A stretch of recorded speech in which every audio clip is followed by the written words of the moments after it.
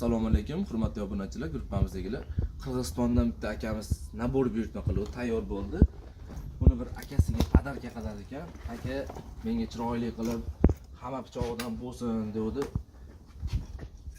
Pichoqlarini qassob pichog'idan tutdi. Mana bitta go'sht suvaylari chopgani bitta boltasi. Moshni qilib buqalarni rasmini tushirtirib berdik. Boltamizga ham bitta mana shurub urilmagan, ko'rishingiz mumkin. Juda chiroyli ishlangan. Bitta teri pichog'i terilashga. Bitta aqo'tishli pichog'i bo'ldi. Mana bu pichog'imizni kecha reklama qildik. Bundan ham bitta qo'shib bering dedi. Tayyor bo'ldi bu ham. Go'sht suvaylari chopgani choqqisi, pichoqni o'rnida ham ishlataverasizlar. Bu katta nabor bo'ldi. Mana bitta qayrog'i, bitta bo'g'izlashga, bo'g'izlaydigan pichog'i bo'ldi.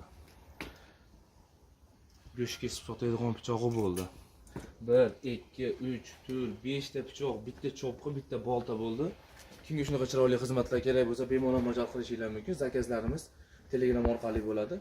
Bitta like bosib ketishingiz esdan chiqmasin.